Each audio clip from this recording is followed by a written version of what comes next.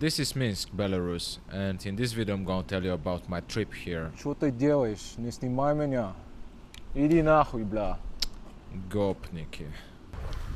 I'm walking here in the Vilnius, Lithuania, old town. Quite a beautiful town.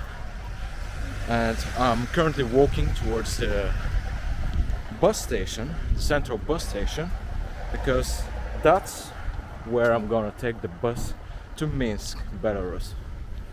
And I'm very excited about this. I've wanted to visit this country for a long time, and now I can finally get to do it. So let's see what happens. Here I am at the Vilnius bus station that you can see behind me. It's a typical old building from the Soviet times, and we have almost identical bus and train stations back home in Bulgaria. So yeah, time to find my bus. Some people asked me at the bus station if I speak English so I can translate from Russian to English at the border. I told them I speak English, but I don't really speak Russian. My Russian is very bad. However, it turned out that the border patrol, even on the Belarusian side, spoke very good English, so no problem with that. Crossing the border took around 1 hour, no problems, no nothing. So I'm in the bus now. We crossed the border, and the bus smells deliciously. It's a very nice, fragrant smell of old toilets and piss. But I'm enjoying it a lot.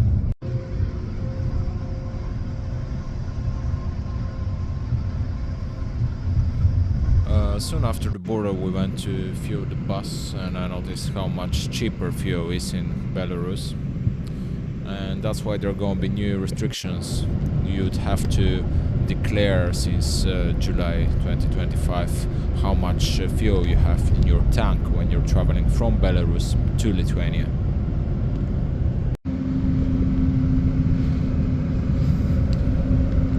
Approaching Minsk, I started seeing the panelki, the apartment buildings from the Soviet times.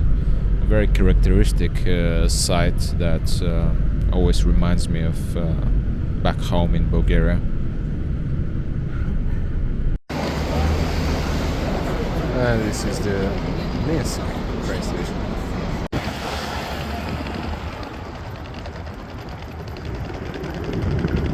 What's written there is 80 years from the victory.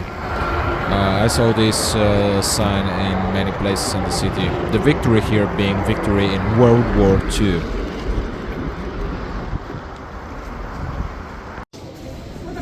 So this is automatic pharmacy.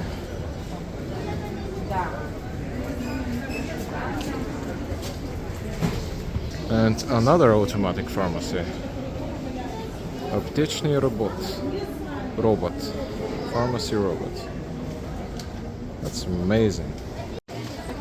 This is a pharmacy robot that allows you to buy things. It first asks you if you're over 14, and you get your things. And it's made in Belarus.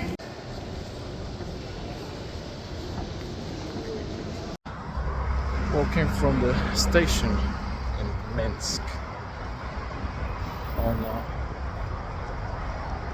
Boulevard Nezavисимость, main road in the city.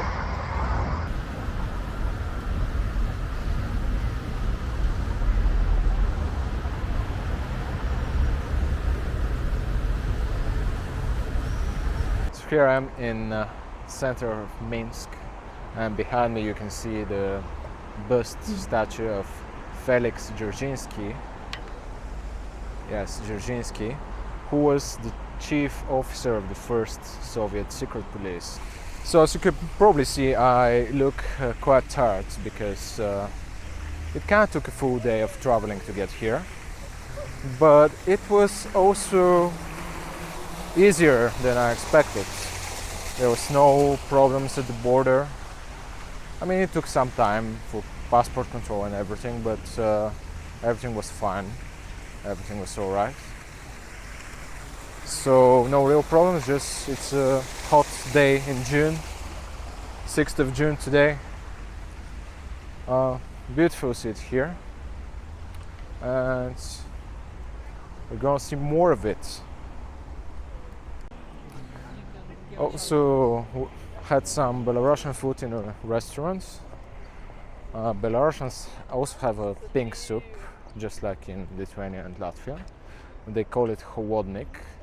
And they also have potato pancakes that were, specifically in this restaurant, they were quite a bit better than the ones I had in Lithuania. And to my big surprise, I managed to pay with my Bulgarian bank card.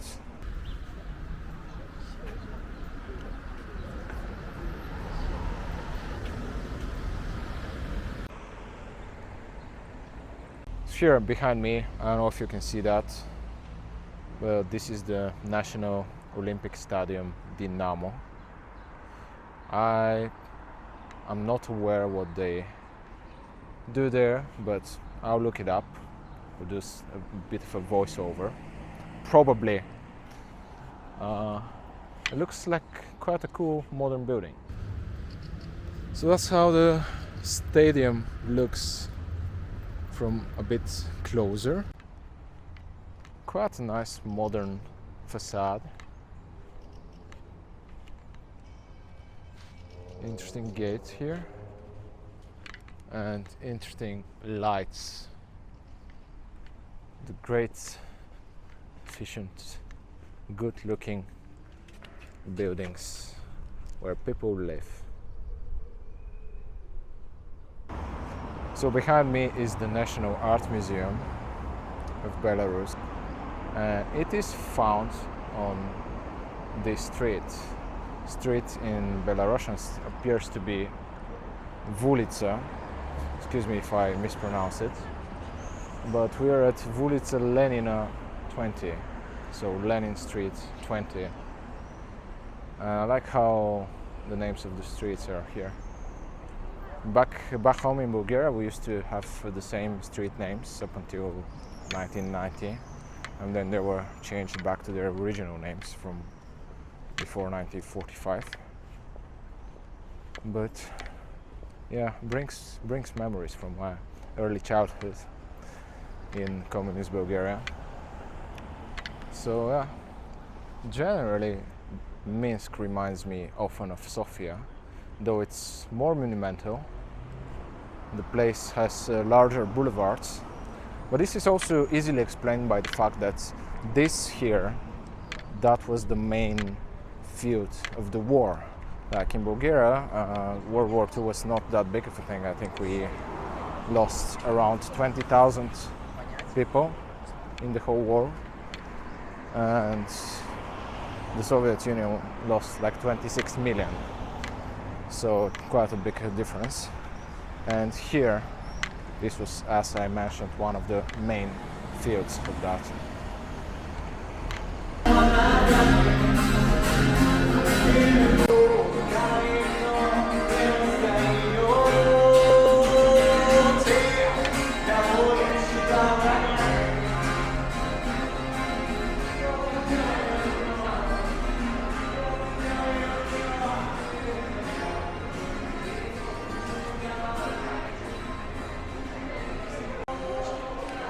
These underpasses are all around the whole Eastern Bloc. Like, we have them back in Sofia, they have them here.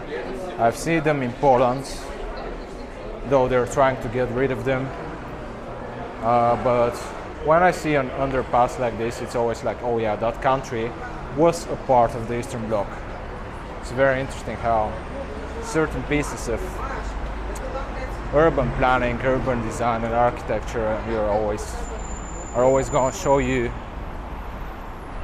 where was that country some 40 years ago.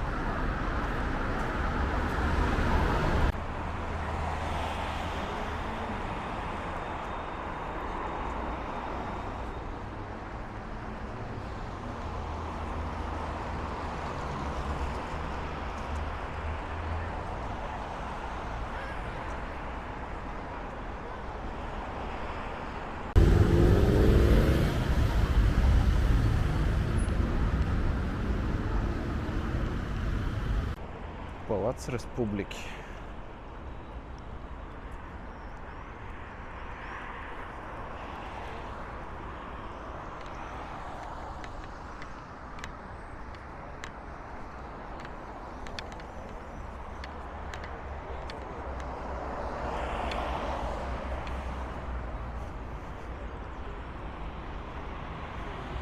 Nice big square with the Belarusian pattern on the tiles. You see this pattern everywhere here. So behind me you can see Pałac Kultury Profsojuzej. And I don't know if you can see the last letter of Profsojuzej, but this is a letter unique to the Belarusian Cyrillic. The letter is called U korotke. Like in most other Cyrillics we have I korotke or I kratko in Bulgarian, but they also have U korotke, which funnily existed also in Uzbek Cyrillic before that, but then the Uzbeks changed to Latin alphabet, so now this letter there is a part of their past, and it makes it unique for the Belarusian Kirillitsa. Able to take off. Aircraft in motion. Aircraft what?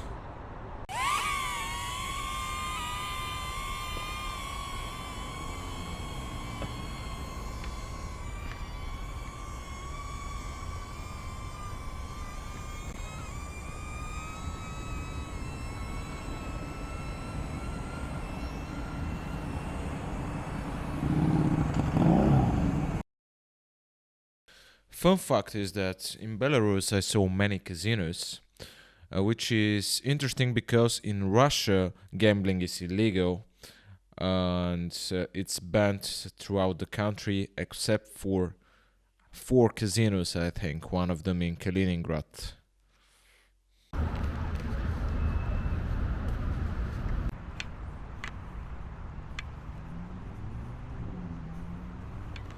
There were lots of parks in Belarus with a lot of water, fountains, and generally the city felt well planned with lots of green areas.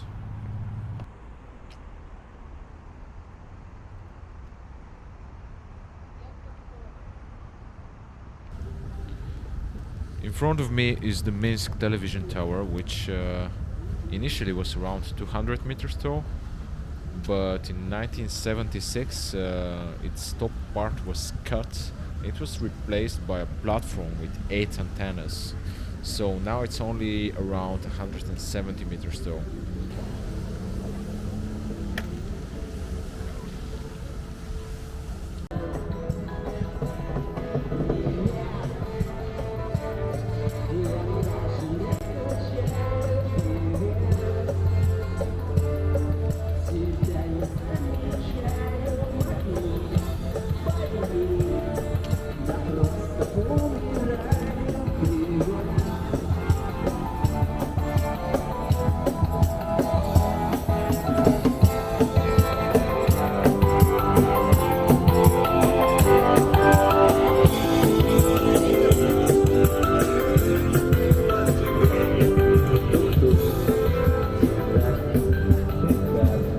I really enjoy the street music, but it's time to find that place that I found through the local equivalent of Airbnb. This is the corridor of the nice building I'm staying in. Looks cool, doesn't it? Khrushchevka.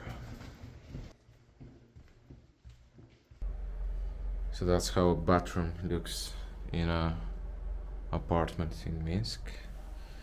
You have interesting seated bathtub have no sink, have toilet and a mirror above it. And here, this is supposed to warm your water because there's no warm water. And there is some interesting piping and cables here. This goes to an extension cord, and this extension cord you have to take out of the bathroom and put it all the way up there to plug it in. And the result of all of this is that your water is not extremely cold, but it's just like mildly cold. I regretted they entered the rest of the apartment, but the rest of the apartment was kind of normal. Payment was done in cash on site, which was a main difference compared to how Airbnb works. And you pay directly to your landlord, to the Hosian. Well, that's a nice car in Minsk.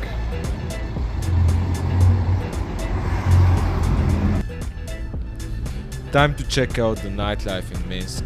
I had some recommendations from a friend. He said go to Karl Marx Street, that's where all the bars are.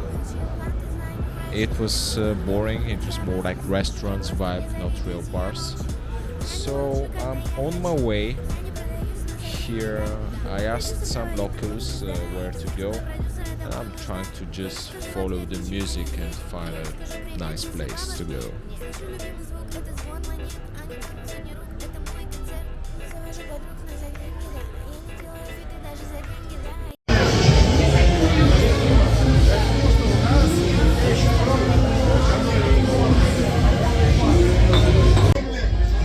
So this is me drunk in a bar in Vilnius. Everything's alright. And of course the 4 a.m. version of the city. Minsk. New day, time to go get some coffee, and I found a cafe on Yandex Maps. I noticed that smoking is forbidden in front of the cafe, which I find interesting. Now, me being a total amateur in vlogging, I did not film inside the taxi that took me to the library building. But that was such an interesting conversation because I was trying to speak Russian to the taxi driver. And him being a taxi driver, we talked a lot about history and politics. And I really wish I had that on film, but I don't. He was also interested about me being an architect, and he told me about a famous Belarusian architect that I had no clue about, and he wished for me that I someday become as famous as him, which was nice and fun. But now, let me tell you about the library. Behind me is the National Library of Belarus in Minsk. This building is one of the reasons I've been wanting to come here for a long time now. It's built in 2006 and the architects are Viktor Kramorenko and Mikhail Vinogradov. It's 73 meters tall and it has 23 stories. It has this unique geometric shape, like rhomboid octahedron or something, I think they call it. And it's quite an interesting building. We're gonna go inside probably if we can. And on the other side of the square are typical apartment buildings from the Soviet times with nice preserved mosaics on the side. These mosaics are actually a tradition that started back in the Byzantine Empire in the medieval times, and it was adopted by Slavic countries like Bulgaria and later on in Russia and Russian influenced countries. Interesting place. Let's go check it out. So here I'm on the top of the Minsk, the Belarusian National Library in Minsk. The day is quite hot.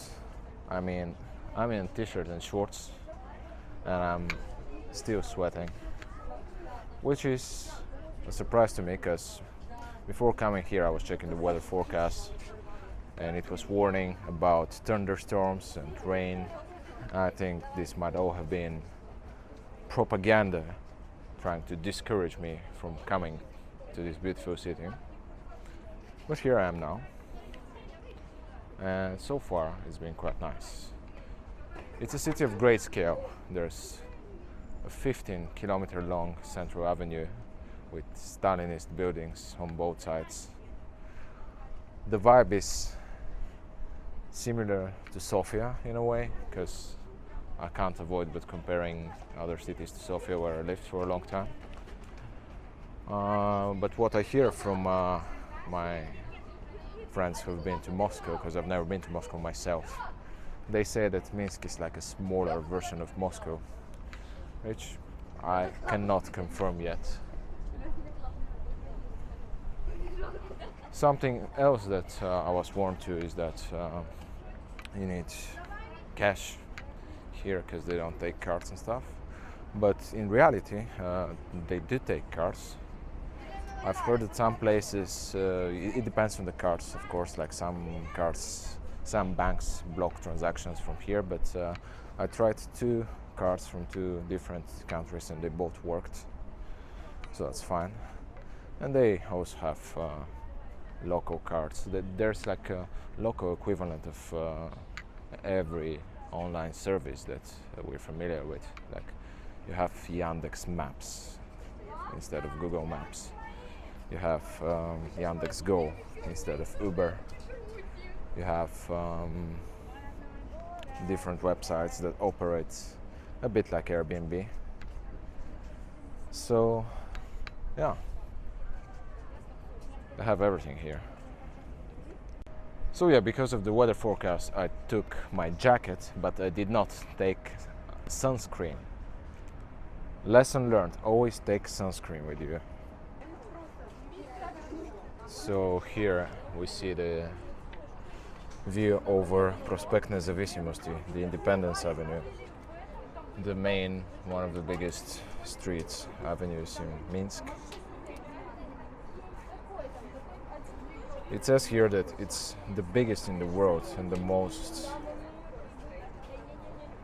entire complex of building in the Stalinist Empire style. It's 15 kilometers long. Yeah, that sounds like quite a long avenue. The main street of Minsk appeared in 1801. It was named Zakharevskaya in honor of the first government of Minsk, Zakhary Korneev.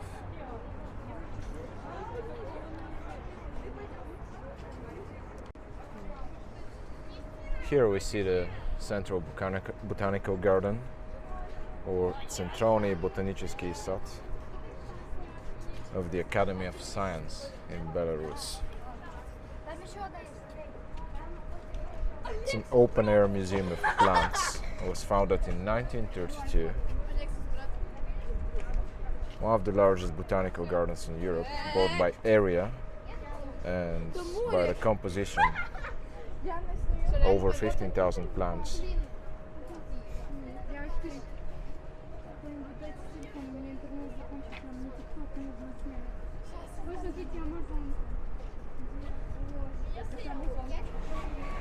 Here we have more information about the building of the library itself. So the geometrical shape that they've written here is rhombicubo-octahedron, which to me as an architect sounds like a made-up word, with the height of 73.6 meters, 23 floors, and the weight of 115,000 tons, apart from the books. The general area of the building is nobody cares, and the architects, as I said earlier, is Mikhail Vinogradov and Viktor Kramarenko. It was built between November 2002 and it was finished in June 2006.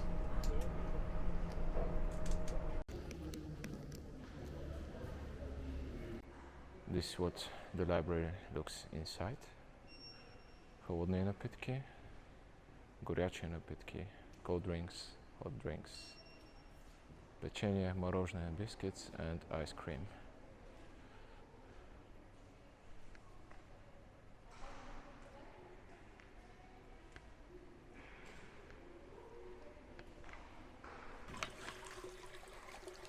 So when I saw this horse with the wings, of course it looks like Pegasus. And I checked down there and it says Pegasus. Пегас – покровител поетов, писателей, музикантов и всех творческих людей. Изготовление из частей старинного печатного оборудования в рамках авторского проекта. So the Pegasus is the patron of poets, writers, musicians and all artistic people or creative people. And this sculpture is made from parts of old equipment for printing in the project by V.A. Likhudedova. I don't know who the artist is, but that's quite interesting. Also here what's quite interesting is that you can see something written in both Russian and Belarusian, and I never knew this, but it's very different. They're very different. I can read the Russian myself and understand it a bit because I just translated it, but the Belarusian is totally different.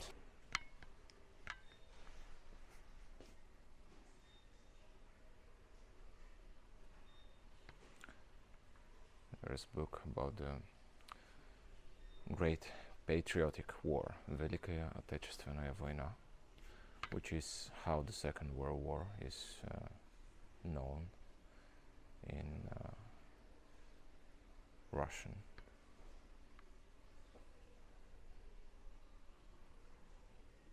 A lot of books about it.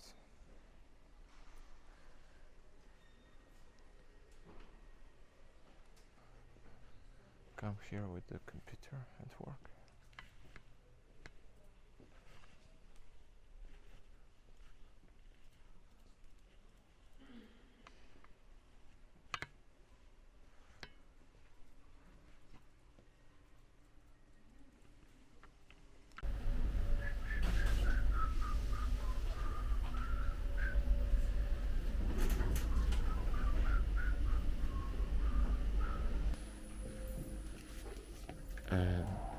That's the same city, Minsk, but a different corridor, quite a different vibe. And this is the room.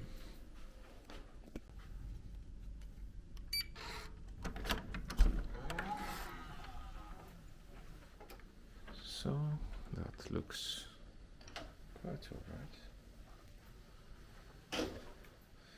Nice bed.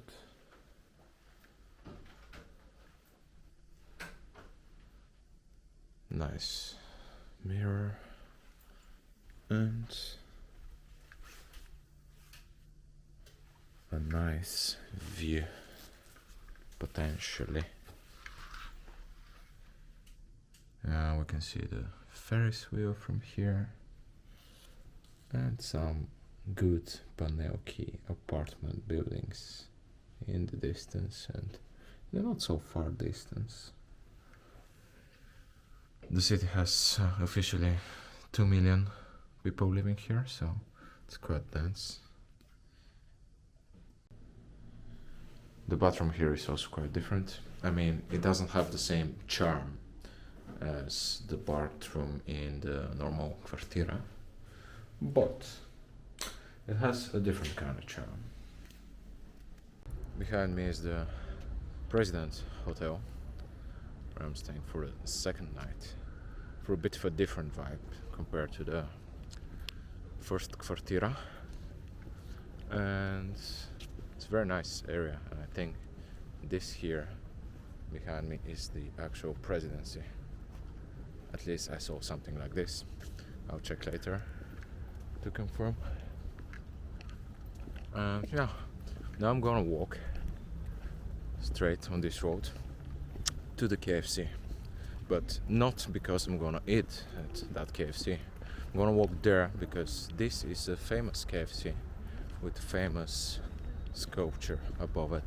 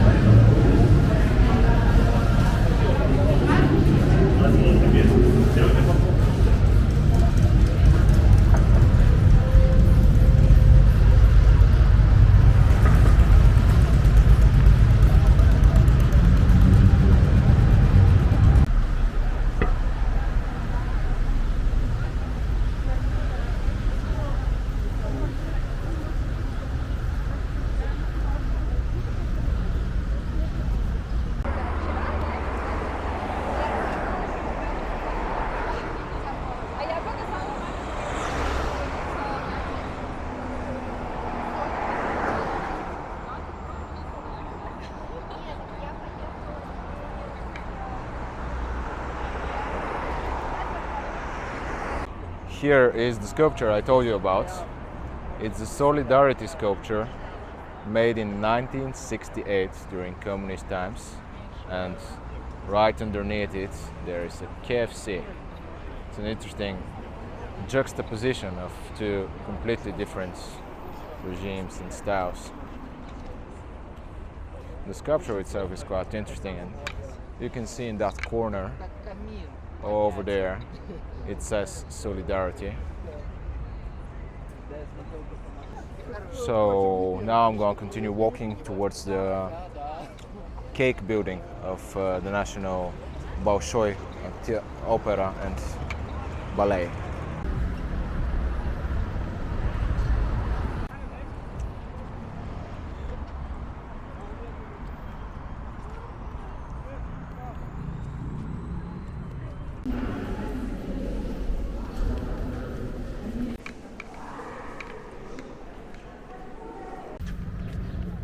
This is a steep slope and an interesting building here by the river.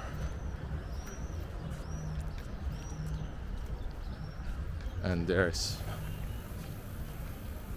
the opera, the cake building. But we have an obstacle here, and I'll have to figure out what to do with that obstacle. Have to go around.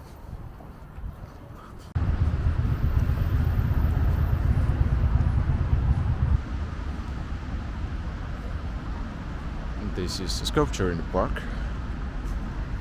Some nice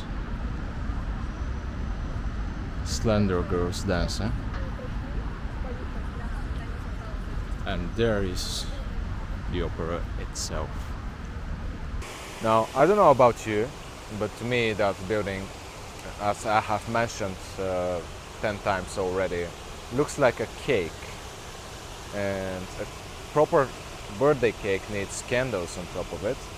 And I just figured that the candles are here. Candles of water. Imagine them on top of that building there. Would look nice. So I took my camera out to take a picture of this beautiful building and these beautiful fountains, and then I realized it was switched to manual focus. It was switched to manual focus because I was filming myself with it, so the manual focus was switched for like 1 meter distance, and I figured all pictures I took today are blurry as fuck. So if I put any pictures stills in this video, they might not be mine. I might have downloaded them from somewhere, but it is what it is. Fun fact though, like always check your camera settings before taking pictures.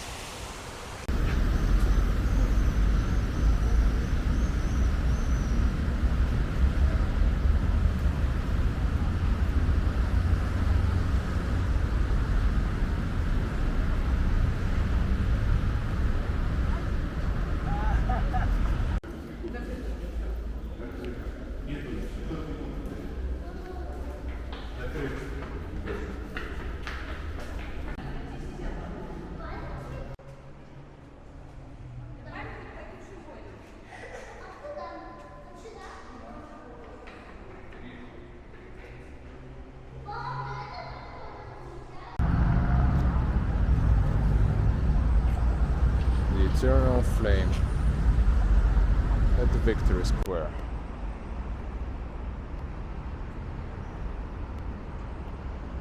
You can see people leave flowers here, and you can see them at the base of the obelisk for the heroes who fought and died in the Great Patriotic War, or World War II for the rest of us. And you can see on top of these buildings it says Podvig Naroda Besmerten. I looked up what's the proper translation of the word podvig that exists in Bulgarian and in Russian to English. There's no single word, but the closest one is act of bravery or act of heroism. So, heroic act of the people, which is besmerten, which means immortal.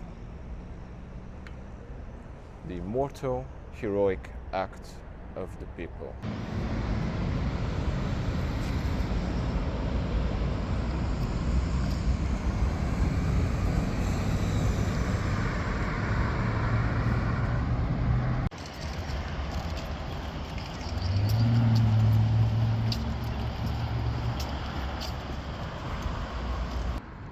It feels so calm here, like big streets, but in this district not many people out, not many cars, just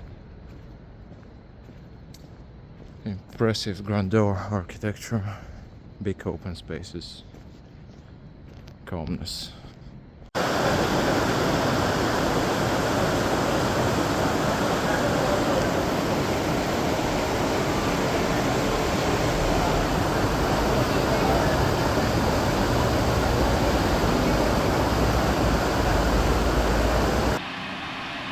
Second night, it was raining quite a bit, so I stayed in the hotel. Spent a lot of time just looking through the window at the thunders and lightnings in the distance, reflecting about life choices and stuff.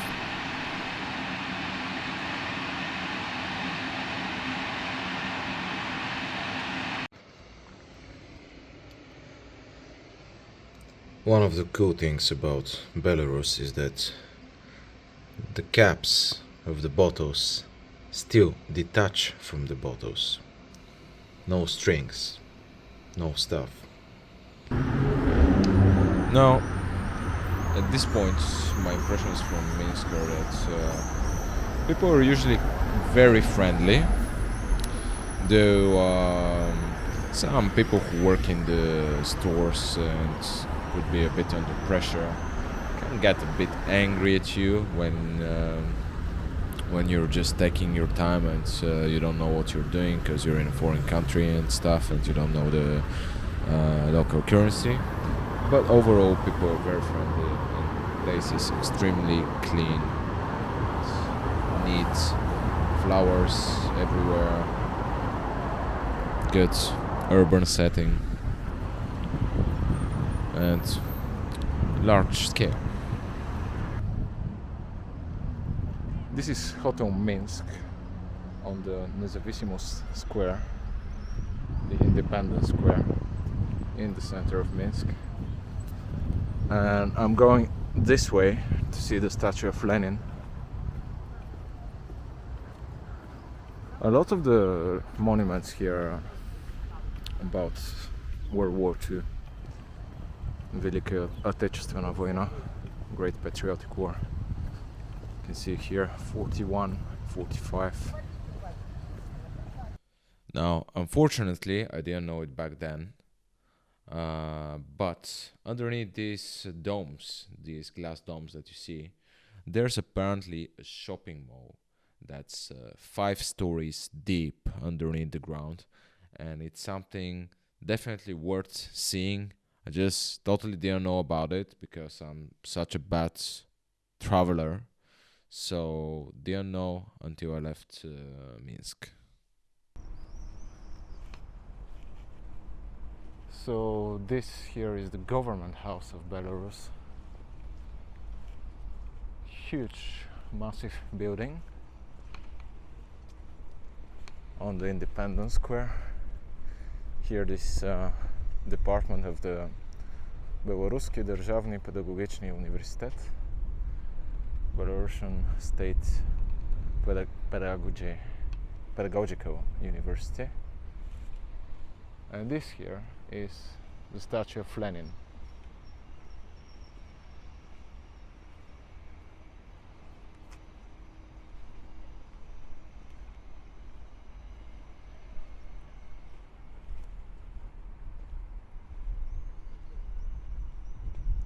And this is myself with the statue of Lenin in front of the building of the Belarusian government. In other cities you'd expect like crowds of tourists. You'd expect it to be full of people like walking around taking pictures. And here, as you can see, it's quite serene. Like just normal people going with their daily lives. Not many people taking pictures or videos. Feels like, right now it literally feels like I'm the only tourist here. So back at the train station and bus station in Minsk. The trip is about to be over.